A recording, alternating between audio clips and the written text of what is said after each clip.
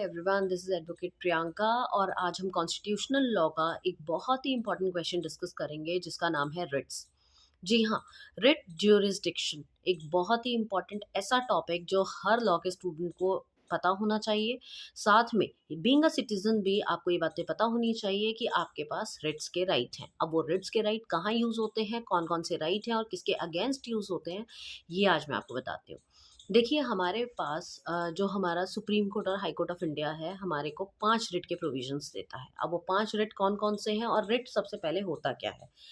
Writ का मतलब ऐसा ऑर्डर जो कि किसी भी पब्लिक अथॉरिटी, किसी भी पर्सन के अगेंस्ट आप इश्यू करवा सकते हैं, इन केस अगर कोई अपनी ड्यूटी नहीं कर रहा है, सही तरीके से नहीं कर रहा है या डिनाई कर रहा है, या फिर कोई ऐसा चीज़ जो वो कर रहा है उसको रोकने के लिए। समझिए बात को कि 2 चीज़ों के लिए, या तो you can force them to do their duty और you can force them to omit the duty. सामने वाले को रोकने के लिए या काम करने के लिए जब आप सुप्रीम कोर्ट में या हाई कोर्ट में रिट लगाते हैं, मतलब पिटीशन लगाते हैं, और ये ऐसे हक होते हैं जो सीधा सीधा सुप्रीम कोर्ट में आप जाके लगा सकते हैं अपने फंडामेंटल राइट्स को इन्फोर्स करने के लिए। अगर आपके फंडामेंटल राइट्स को कोई हनन करता है, कोई आपके फंडामेंटल राइट्स छीनता है, तो उस केस में आप रिट को अप्लाई करवा सकते हैं।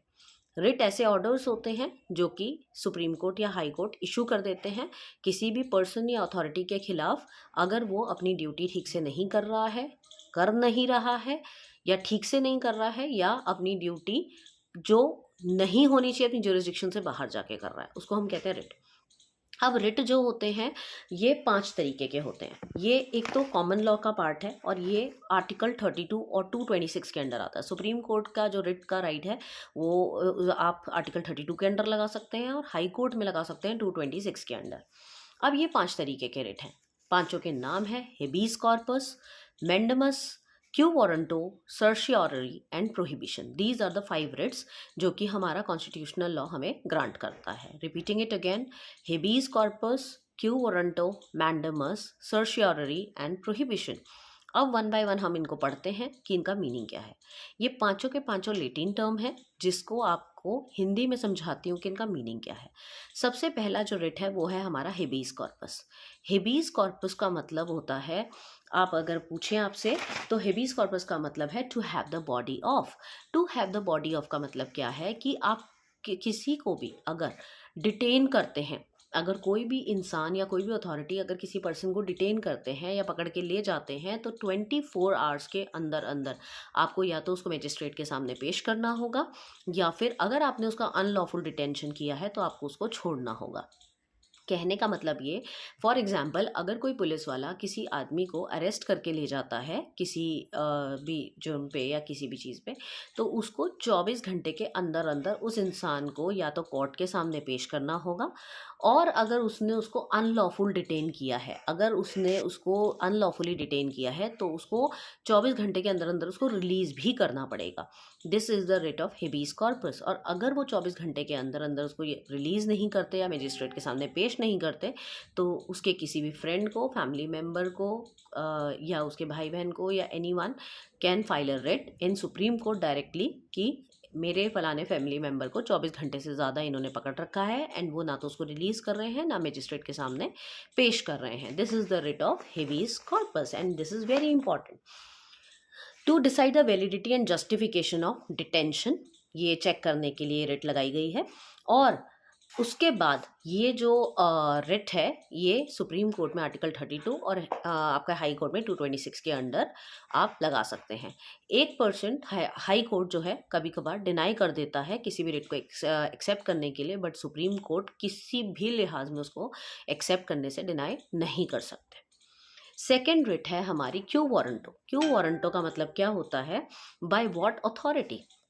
जी हाँ, ये किसी भी पब्लिक अथॉरिटी के खिलाफ आप लगा सकते हो, किसी भी पर्सन पे जो भी पब्लिक लेवल पे काम कर रहा है, कि वो किस अथॉरिटी पे काम कर रहा है। ये ज़्यादातर वहाँ लगाई जाती है जहाँ पर एक इंसान इलीगल तौर पे ड्यूटी कर रहा है, या फिर वो without qualification, without proper qualification कोई सीट लेके बैठा हुआ है, तो वहाँ पर आप इसको लगा सकते हैं। फॉर एग्जाम्पल अगर आपको किसी पब्लिक सर्वेंट के ऊपर ऐसा लगता है, कोई भी जो गवर्नमेंट पोजीशन पे बैठा है, अगर आपको ऐसा लगता है कि उसके पास वो रिक्वायर्ड क्वालिफिकेशंस नहीं है और and he is enjoying that post. दूसरी चीज़, उसकी जो क्वालिफिकेशन है, जो डिग्रीज़ है, वो फेक है या समथिंग, तो उन केसेस में आप जो है ये वाला क्यू वारंटो का रिट लगा सकते हैं और आप उससे पूछ सकते हैं by what authority you are taking this position, this is the writ of quo warranto. ये प्राइवेट ऑफिस में नहीं लगाया जा सकता, इसकी सबसे बड़ी लिमिटेशन ये है, इससे पब्लिक अथॉरिटीज़ पे लगाया जाता है। Third writ is mandamus. Mandamus का मीनिंग होता है वी कमांड। वी कमांड का मतलब अगर कोई भी गवर्नमेंट ऑफिसर अपनी ड्यूटी करने से फेल हो जाता है, डिनाई कर देता है, तो उसके अगेंस्ट में आप मैंडमस का रिट लगा सकते हैं। जैसे कि अगर कोई ऐसी बॉडी है जिसको कुछ डिसाइड करने का मैटर दिया गया है, दो लोगों का किसी मैटर को, अब वो अगर अपना डिसीजन नहीं दे रहा है तो आप वहाँ पर मैंडमस का रिट लगा सकते हैं कि आप क्यों नहीं हमारा जो मैटर है उस पर डिसीजन दे रहे। तो इसमें जो ऑब्जेक्टिव है वो है कि पब्लिक ऑफिशियल्स को अपने दायरे में रखना, क्योंकि कई बार लोग अपनी पोस्ट का, अपने काम का गलत फ़ायदा उठाते हैं, तो वहाँ पर उनको उनकी ड्यूटी करने के लिए, बोलने के लिए जो रिट लगाई जाती है वो मैंडमस की रिट लगाई जाती है। ये किसी भी गवर्नमेंट बॉडी, किसी भी जुडिशियल बॉडी पे आप लगा सकते हैं। Fourth is prohibition. Prohibition means to forbid. जी हाँ, हायर कोर्ट कभी भी लोअर कोर्ट को रोक सकता है अपने डिसीजन लेने के लिए ड्यूरिंग द प्रोसीडिंग्स। अपनी प्रोसीडिंग्स के दौरान लोअर कोर्ट कभी कभार अगर पार्शल हो जाए या वन साइडेड डिसीजन देने की कोशिश कर रहा हो या अपने जुरिस्डिक्शन से बाहर जाकर काम कर रहा हो या अपनी जुरिस्डिक्शन से नीचे काम कर रहा हो, तो उस केस में higher court can tell lower court कि स्टॉप दैट प्रोसीडिंग, आप फैसला नहीं सुनाएंगे। They will prevent the lower court to take any decision. यहाँ एक प्रिवेंटिव मेजर लिया जाता है, हाई कोर्ट उनको फैसला नहीं सुनाने देते हैं। और ये जुडिशियल और क्वाजी जुडिशियल बॉडीज़ के ऊपर ये वाली रेट लगाई जा सकती है, जैसे कि judicial bodies plus election commission, NCLT, NHRC, ये सारे जो ऑर्गेनाइजेशंस हैं, बॉडीज़ हैं, इनके ऊपर लगाई जा सकती है।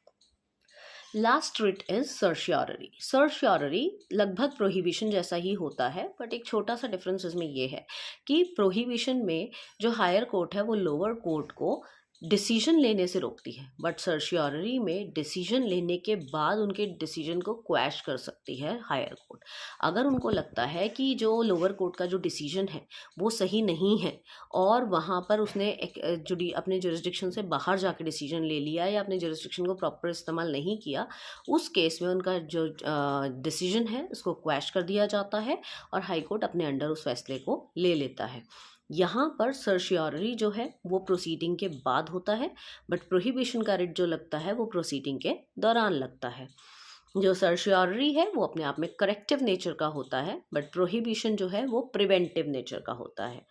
और सर्शियररी जो होता है उसमें लोअर कोर्ट के डिसीजन को नलिफाई कर दिया जाता है, बट प्रोहिबिशन में उसको डिसीजन लेने से ही रोक दिया जाता है।